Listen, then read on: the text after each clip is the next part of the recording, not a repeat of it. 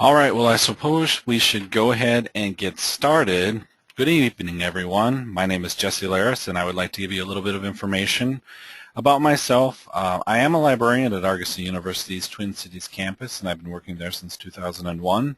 Have taught courses online and on ground since 2008. Undergraduate courses which I've taught include COM 106, ASP 100, and English 099. I have also facilitated numerous information literacy sessions where I've shown students the proper way to go about researching databases, the library print collection, and the World Wide Web, as well as working as a part-time faculty member in the campus writing lab. Before we get started, I would just like to make a few announcements. The last time that we did a webinar like this, there was some questions that students had, and instead of opening up the audio, what I think I'd like you to do is, if you have the opportunity or or if you can, type your questions into the question box, and I will answer them for everyone. This session is is a mini webinar, essentially, what I call the Undergraduate Success Series, and I titled that because it is the product of common errors that I see smart students make in the writing lab and the courses I have taught and in interactions with them in the library. Tonight we will be discussing the following. From now until 7:15 Eastern Time, we will be discussing the analysis and proper use of Internet resources. From 7:30 to 7:45, we will discuss the effective use of Google and Wikipedia, and from 8 to 8:15 Eastern Time, we will be discussing how to effectively search the library databases. After each session, I will allow 5 minutes for questions, and then there will be a 10-minute break until the next session. I have to have that 10-minute break so that I can make sure that the next session is up and running. So I can only leave 5 minutes for questions. Also, on August 6th and 8th, there will be the second set of presentations, which will include things like how to create a PowerPoint, how to use Excel to create charts, and how to work with Word. Also, how to cite those properly as well. So let's begin. As I mentioned earlier, this 15-minute session will discuss how to analyze and properly use the internet resources.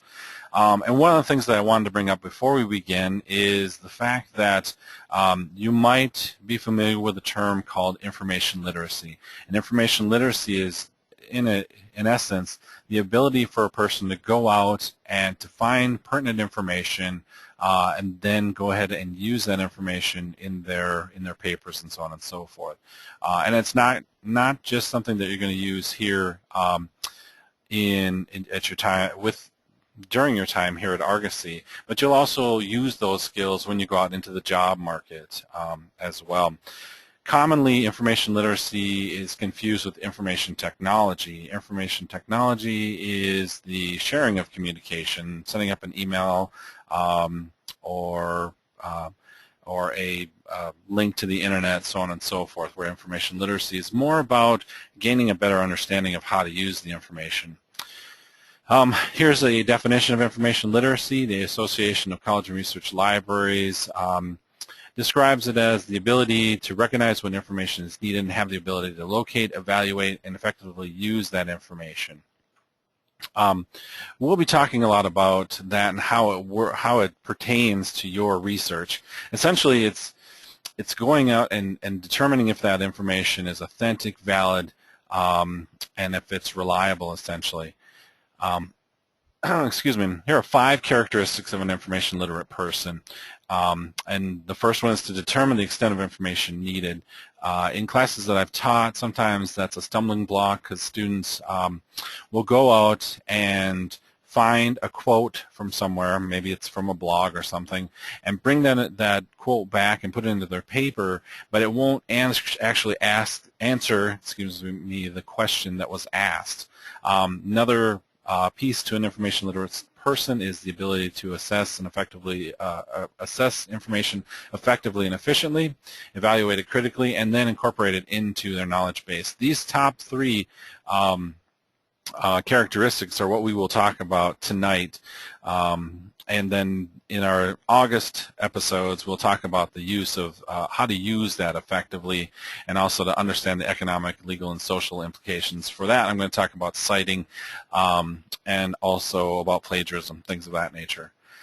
All right, so first I wanted to make a distinction between the World Wide Web and the Internet, because many people do confuse them. The Internet essentially is a collection of hardware. So these are your servers, your routers, the Cat5 cables, or the cables that connect all of the of those computers. Whereas the web are all the documents, and I've got a little diagram there that kind of explains what I'm talking about, where the Internet is this vast ocean, and then within that ocean, you have all these little fish, and those I determine are web pages, essentially, or websites. Search engines, and like in the early 90s, they were called web crawlers, essentially. They're what go out and search within the Internet to find that pertinent that information. So those are the tools that you use to go out and find those websites. The most common ones are Google and Yahoo, and then they have these things called meta search engines. I'm not sure if you're familiar with them. There are things like Dogpile and Mama.com where they will go out and search multiple search engines at the same time. But the problem isn't so much that you've got all these ways to search the Internet. It's about finding that credible information. And the next slide, what I want to do is illustrate some of the things that you want to be asking yourself when you go out onto the Internet and you're doing your research. So first of all, when you find a website, is it credible or is it reliable? Credibility essentially means the author's credentials. So is the author credential to talk on that topic? Is it a doctor who's talking about some kind of a medical condition, or is it a veterinarian who's talking about some type of something that's happening within the animal kingdom, so on and so forth? Or is it a seventh grader who's doing a report, or someone that's just blogging on a topic? So it's always important to look at the credentials of the person that's authoring that website. Then there's reliability. Is it a trustworthy website? And I want to talk about domains, but I'm going to wait till the next slide and talk a little bit more about that. But you need to ensure that there is reliability within the website that you're gathering information from. Evaluating whether the information is relevant to your search. That's something that I often get. Students will go out and they'll find a website, they'll grab it, they're in a hurry, they aren't really thinking critically about how that website is answering their question. And so they'll get off topic, or they won't be able to answer that particular question. Now, if you go out to the Internet and you're doing searches out there, it might not be that you're not. It might be that you're not finding the right information, but it also could be that you're not using the right keywords. So these are the terms that are associated with it. In our third installment, I'll talk a little bit about developing an effective research strategy. I'll do something real quick here. All right. And then also evaluating the biases inherent in the work. So ways that you can do that: if you go to a website, go into the mission statement or the About Us section. That will give you some indication as to what that website is all about. You might be doing a research paper on animal handling, for instance. And so you might go out to the American Veterinary Medical Association's website, which is a .org, and you'll find that they might have some studies that have been done, so on and so forth. If you go out to a PETA website, which is PETA.org, People for the Ethical Treatment of Animals, they also have a specific bias behind their work. So how they treat that particular matter might be a little bit different than what you would get from the American Veterinary Medical Association. So let's talk about .org. So I'm going to try and move on to the next slide. There we go. So there are several types of domains out there. Domains are basically anything after that starts with dot and then .edu, .com, so on and so forth. That's that one section of the URL, which you will typically see the .com. Now, as you can see here, .com actually stands for commercial, and that's one of the reasons why your instructors don't want you to use .coms, is because commercials are trying to sell you something. So there's an inherent bias there to to sell their products, so on and so forth. Even places like Mayo Clinic, which is a hospital in Minnesota, They have, it's Mayo.com, they have consumer information, but still it's a .com because they're giving, they're trying to bring in clients to their particular hospital. The ones that I would encourage you to use are the .edu and the .gov. Those are government websites and educational websites, and in the next installment I'll show you how to go into Google and search specifically for those domains. We talked about .orgs and how they can be biased in some cases. I'm going to take you to this a website called the dhmo.org. I'm not sure if any of you have seen this before, but it's dihydrogen monoxide research division. And you can see it from the page here that it's very controversial. I'm going to jump into the environmental impact section. You can see here that it's involved in environmental incidents each year, that it contributes to global warming, that it enables components of acid rain, so on and so forth. But if you take a critical look at the title, you'll know that dihydrogen is H2, that's the chemical component, and monoxide is one oxygen, so it's really H2O. So what they're really talking about here is water. And this is a website that was put out just to show that anything can be put out on the website, and even though it looks like it might be credible and scholarly, it really isn't. There's another website that is biased that I like to show you, just because on the face of it you can't really tell what's going on. So this is martinlutherking.org. And if you were doing a paper about Martin Luther King, you might be fooled into using this website. If you look up here, it says there's historical writings. That sounds very scholarly. If you look down here, there's a library, which is another scholarly term. They talk about books.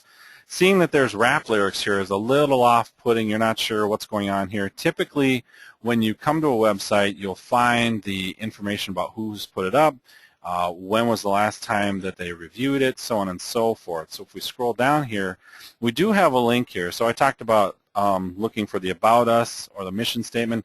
This says that it's hosted by an organization, and if we look at this organization, you'll see up in the upper left-hand corner that it's a white supremacist organization. So this is something that on the face of it looked scholarly, but when you got underneath and started taking a real close look at it, you'll find that there's a definite bias there. So what are some of the ways that we can go out and evaluate the information that's on the internet? Well, first of all, there's a series of 5 things that you can look for. First is accuracy. If the information on the website doesn't look correct, then you need to be able to go and find contact information to verify it. So if they make a claim and you're like, that doesn't sound quite right, or I want to just double check to make sure it is correct, you should be able to contact them.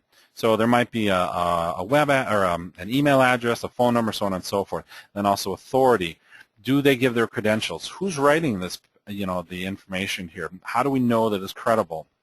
Objectivity. Are there biases? We talked about that. Currency. How old is the information? And I'm going to take you into a website and kind of talk about some of where you can find this information in just a second. And then coverage. Are all the links consistent? Does it stay on one topic? Or are there many topics listed? Also back to currency, it mentions dead links there. If you click on a link and it doesn't go anywhere, or it goes to a page that, it's like an error page, you'll know that that website isn't taken care of. And so that's another red flag to say, okay, I don't know if I trust this information here. All right, so if we jump back into the internet, I want to show you the Center for Disease Control. And I love this website. First of all, it's a .gov, so I know that it's got some credibility to it there. If we scroll down, you'll see that there's contact information in the lower right-hand corner here. So they've got a phone number. They even have a mailing address. And if you go into any page within the document, whenever you're on the internet, what you should be looking for is, in order to create your APA citation, is a title, which they have one here. You should also be looking for authors, which typically you'll find them here, and then you'll also find the date that it was published up here as well. But if we scroll down, you'll see at the bottom of the page, they have the page of it that it was reviewed and updated listed here, and this is rather current here. They also have the content source, and I would consider this as the author. So I would call that the author. You've got your title, you got your date here, essentially, the last time this was reviewed. You've got a title, you've got your retrieved from information here. All right. So moving to to find out what we've actually learned in this session is that to be information literate, we need to be able to evaluate to find, evaluate, and use information effectively. And that's what our goal is. We've learned the difference between the internet and the World Wide Web. We know that we need to critically analyze all the websites that we find to make sure that they're credible and reliable, that they are relevant to the question we're asked, and to look for biases. Check for your domains. I would always go with the .edu or .gov. And depending on the information, maybe the .org. I always use the 5 criteria for evaluating those websites. And the one thing I didn't mention is that you all need to know that you are scholars. By definition, if you enter into academic study, you are a scholar, and your instructors are going to take you the information that you put in your books, in your discussion threads, in your papers very seriously. And so you need to find the best information. It's not always out on the internet, and you can get fooled by going to a website, so I would be careful. At this point, I don't have anything else to talk about, but if you don't have questions, or if you have a question that comes up later, please feel free to email me at jleraas@argosy.edu. That's jleraas@argosy.edu. You can also call me. My phone number is 651-846-3354, 651-846-3354, and I'm here to help. So I don't mind getting emails or phone calls. If you have questions about specific ways to go in and search, I'll do my best to help you. Are there any questions at this time?